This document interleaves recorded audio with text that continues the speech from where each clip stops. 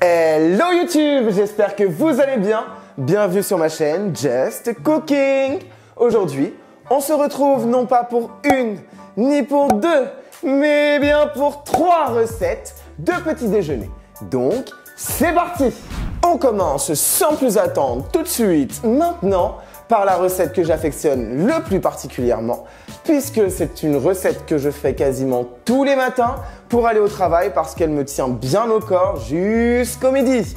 Et on va commencer par le porridge. Et donc pour réaliser ce fameux porridge, il va nous falloir du lait, du porridge 3 céréales, une banane,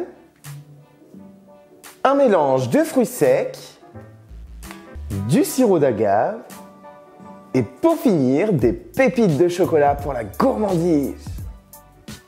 Pour cette recette, il n'y a pas de mesure parce que tout simplement, je l'ai toujours fait à l'œil nu. Donc si moi j'en suis capable, je pense que vous serez capable. Vous allez voir, il n'y a rien de compliqué du tout. On va récupérer notre casserole et on va venir y verser notre lait de riz. D'ailleurs, personnellement, j'ai choisi le lait de riz, mais vous pouvez très bien utiliser du lait d'amande, du lait de vache, peu importe. Moi, j'utilise le lait de riz parce que d'une, je trouve que gustativement, c'est très bien. Et en plus de ça, j'ai un petit peu de mal à digérer le lait de vache, donc c'est parfait. Donc, je vais verser, on va dire, un fond de casserole, comme ceci. Donc, vous voyez la quantité environ, donc c'est vraiment un fond de casserole. Et donc on va pouvoir mettre ça sur le feu. Là on va mettre nos plaques sur feu moyen. Donc on va le laisser comme ça, sur 5 tout simplement. La mienne monte personnellement jusqu'à 9. Donc je la mets, oui, 5. On va attendre que le lait se réchauffe et on va venir y verser notre porridge à l'intérieur. Personnellement, j'ai choisi le porridge 3 céréales de chez Bjorg avec de l'avoine, du blé et de l'épeautre. Mais vous pouvez très bien utiliser aussi des flocons d'avoine par exemple. Il est vrai quand même que j'ai une préférence pour ces céréales, mais avec les flocons d'avoine, ça passe aussi très bien. Une fois que le lait est réchauffé, on va pouvoir y verser notre mélange de céréales. Et vous voyez à peu près ce qu'il faut mettre. Sachant que les céréales vont boire le lait, on va attendre que les céréales gonflent.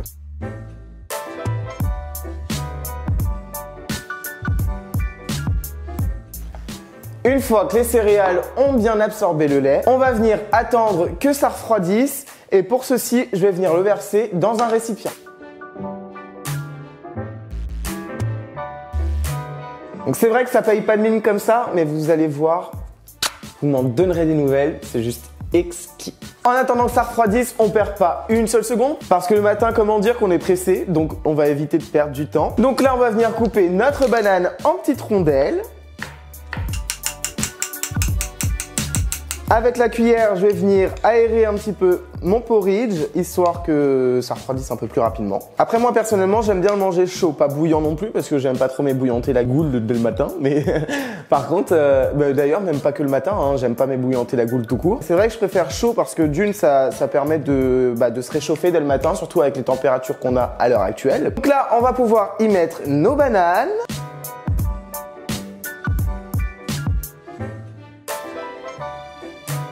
On vient récupérer notre mélange de fruits secs.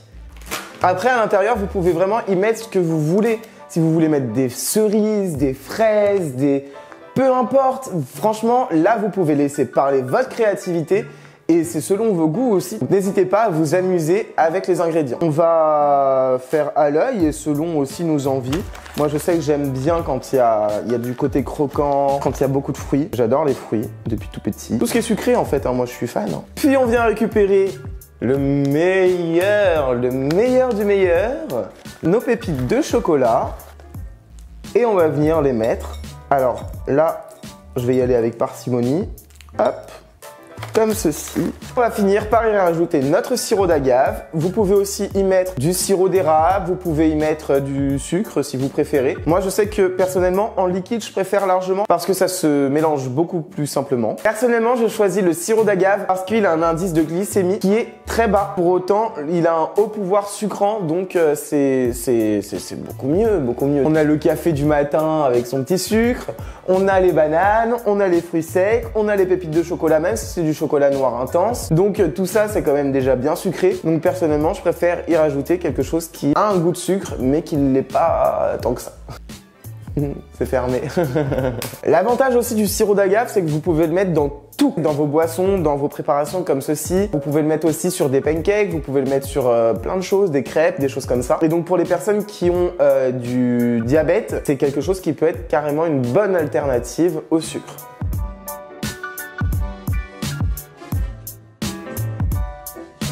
À table! Donc ça y est, notre petit déjeuner est prêt. Vous voyez, ça n'a pas pris énormément de temps. Et au moins, vous avez vraiment un petit déjeuner bien consistant. Et ça vous permettra de tenir jusqu'au repas du midi.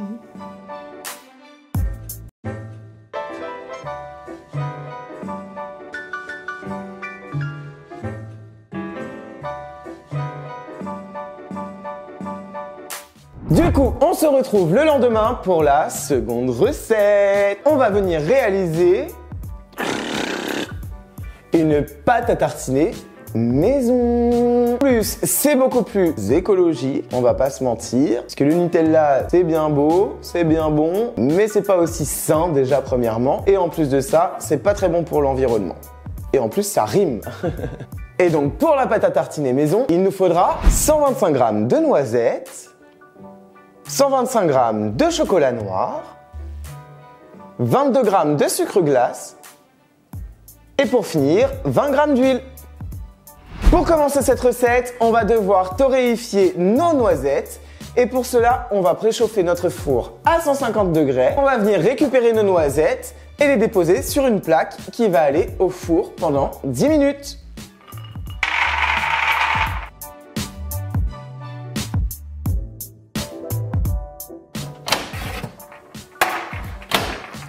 Après 10 minutes, on va pouvoir les réserver sur un torchon pour qu'ils refroidissent. Enfin, ce sont des noisettes. Et pendant qu'elles refroidissent, on va pouvoir venir faire chauffer notre chocolat au bain-marie.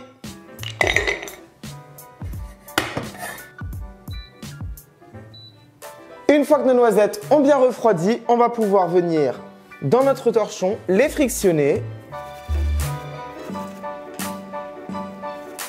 Ça va nous permettre d'enlever les petites peaux qui va donner un côté beaucoup plus amer à la recette, chose qu'on ne veut pas.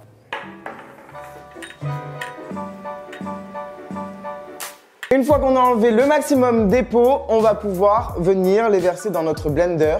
S'il vous reste un petit peu de peau, ne vous inquiétez pas, ce n'est pas très grave. Le principal, c'est que la majorité soit vraiment bien enlevée.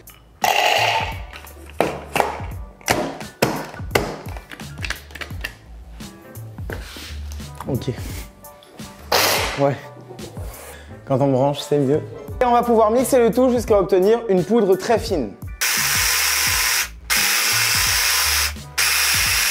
Une fois que c'est fait, on va pouvoir y rajouter le sucre glace, ainsi que notre huile. Pour l'huile, vous pouvez choisir soit une huile neutre, soit une huile de noisette. Et maintenant, on revient mélanger le tout jusqu'à obtenir une pâte homogène. On va pouvoir y rajouter notre chocolat fondu. On va pouvoir remixer le tout pendant 30 secondes.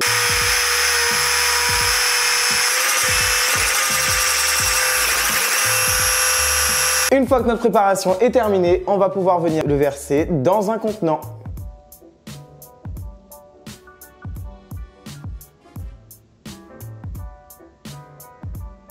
Et voilà, on a notre Nutella fait maison. Ça prend pas énormément de temps et en plus, ça sent bon et c'est tellement bon. On a juste maintenant, vu que, comme vous pouvez le constater, il est encore un petit peu liquide, on a juste à le refermer et le laisser reposer à température ambiante pendant 24 heures pour obtenir une bonne texture de pâte à tartiner.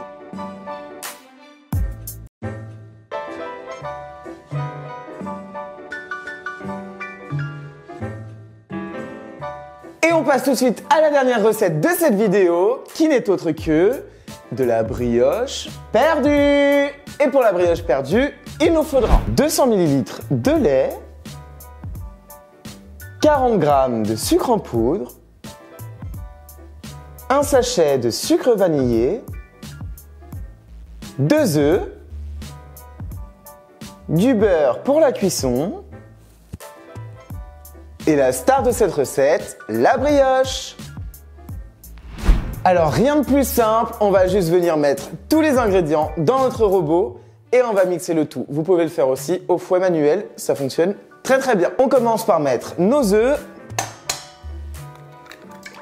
le sucre, le lait et pour finir, le sucre vanillé. Et maintenant, on peut fouetter le tout.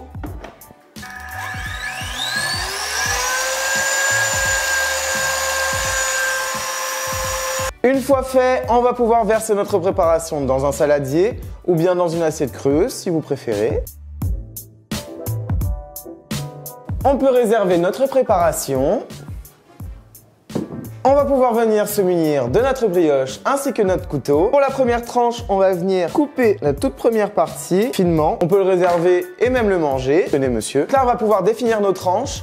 Donc là, après, ça dépendra de vos envies et de vos goûts. Moi, je vais faire des tranches plutôt épaisses parce que j'aime bien quand c'est assez moelleux. Donc la préparation est environ pour 7 à 8 tranches assez épaisses comme celle-ci. Vous voyez, donc vous avez de quoi faire. Là personnellement je vais faire juste 2 tranches parce qu'on n'est que 2 et qu'il est environ 2 h du matin. Donc on va pouvoir préchauffer notre poêle. Donc à feu vif, on va y mettre notre beurre. Et pendant que notre poêle chauffe, on va pouvoir déposer nos brioches dans notre préparation. On laisse tremper quelques instants, histoire que ça imbibe bien. Bien évidemment, on fait chaque face.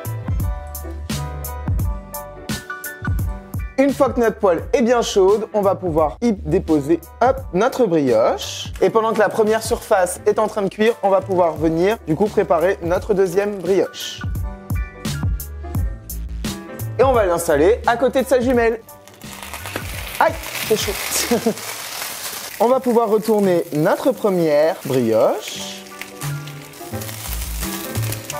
Et à la différence avec du pain perdu, vu que nos brioches sont plutôt épaisses, on va venir cuire aussi les 4 faces, enfin les 4 côtés. Et ensuite, libre à vous de l'agrémenter de ce dont vous avez envie. De la pâte à tartiner qu'on a préparée juste avant, une glace avec du sirop d'érable, où vous pouvez y mettre des fruits, vous pouvez y mettre de la confiture, vous pouvez y mettre ce que vous voulez.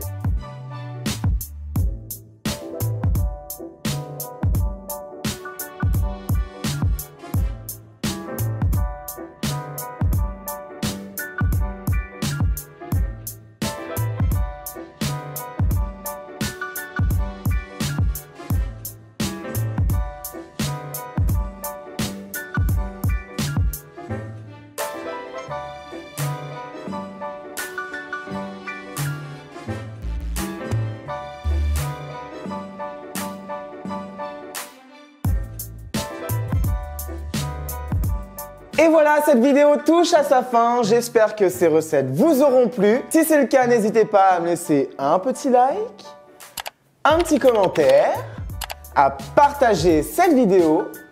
N'hésitez pas non plus à vous abonner, mais surtout n'oubliez pas d'activer la petite cloche de notification pour manquer aucune des futures vidéos. En attendant une nouvelle vidéo, n'hésitez pas à me suivre sur mon compte Instagram et sur mon compte Facebook. Et on se retrouve mercredi pour un nouveau format de vidéo. J'espère que ça vous plaira. Je ne vous en dis pas plus pour le moment. Je vous souhaite un excellent petit déjeuner et on se retrouve mercredi prochain à 18 h. Ciao, ciao!